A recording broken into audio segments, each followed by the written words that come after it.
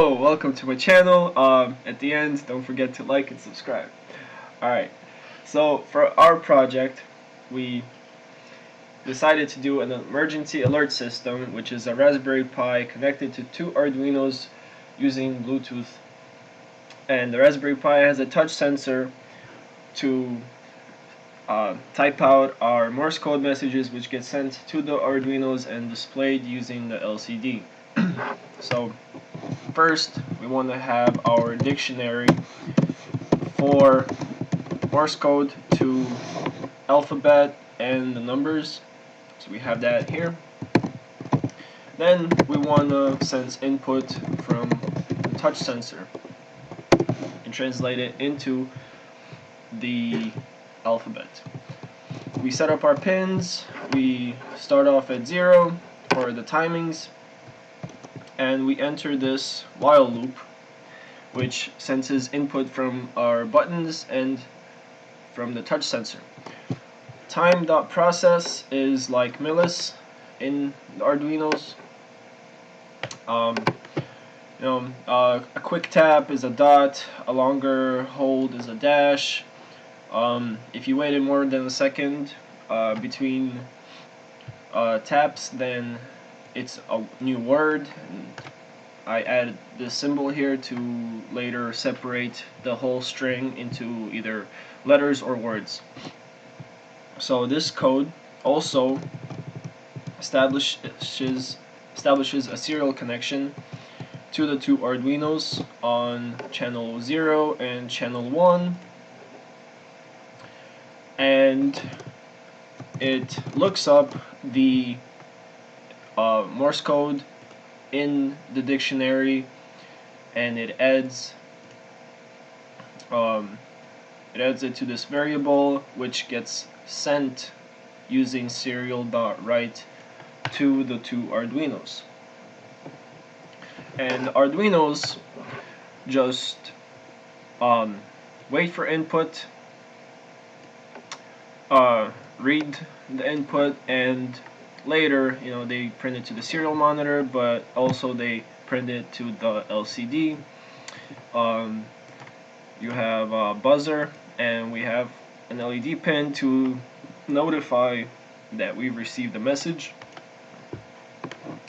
So some problems we ran into was that the Raspberry Pi is a mini computer, and we initially manually connected the Arduinos to the Raspberry Pi using the Bluetooth icon on the Raspberry Pi, but we wanted the connection to establish as soon as we gave the Raspberry Pi power, and so we have this Python script that does it for us. It calls the subprocess, which gets executed in the terminal, and it manually binds to the Bluetooth modules on the Arduinos on channel 0 and channel 1, and then it gets into this loop, which on the push of a button it executes our Morse code script.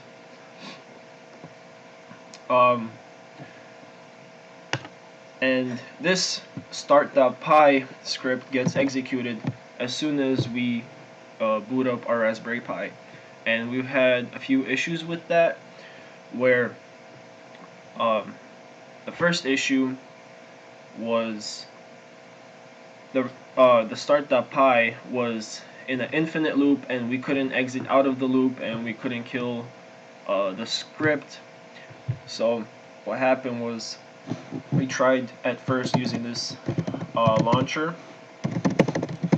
.sh file, and all it does is if you call it, it executes commands in the terminal.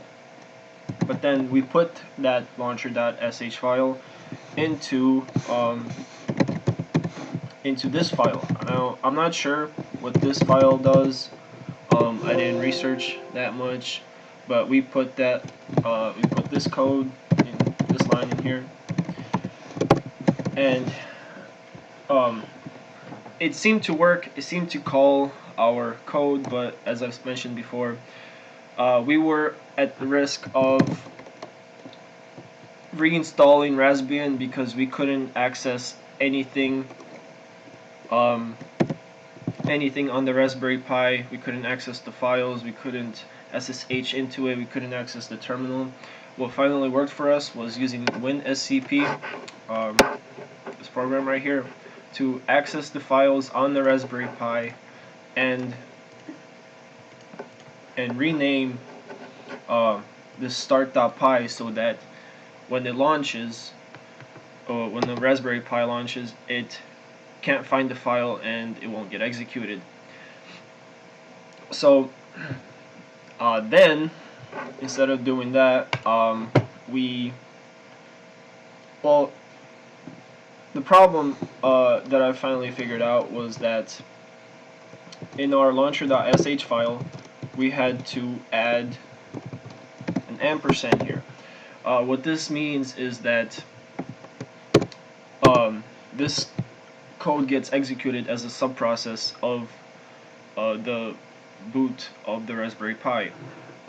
Without this, the Raspberry Pi does not finish booting, and the only thing that is run on the Raspberry Pi is this code, and we can't access anything else. So we tried doing this way first, or after we figured out what the problem was, by adding an ampersand there. But then we ran into another problem where Bluetooth, for some reason, sends the same message multiple times. And first we thought it was a problem with our code, but further testing showed that it wasn't, and it was a problem with the way we were launching the script. But we finally found our answer, which was just to place call the start.py in this rc.local file, and all we did was execute this, and that fixed the issue. We not sure what the difference is between profile and rc.local. We didn't get too far into that. It's just rc.local is what works for us, and now I'm gonna show you a demo of our project.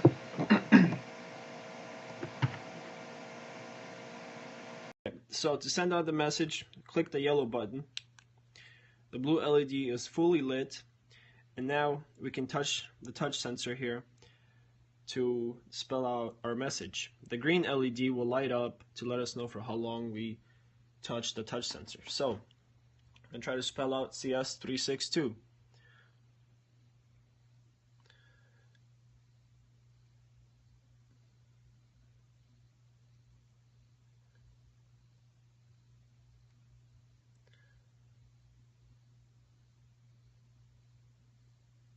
Okay, I think I missed 3, so it just might be cs62.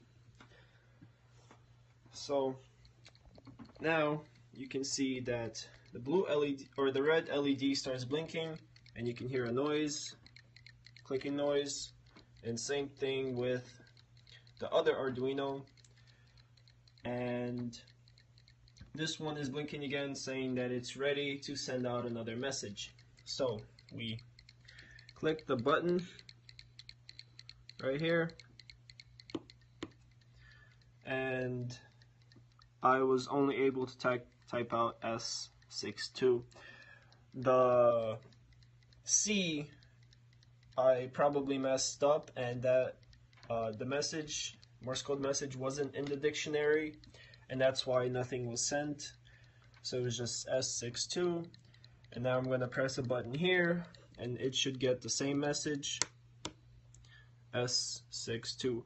There are spaces between the letters because I waited too long to type them out, and those spaces signify spaces between words.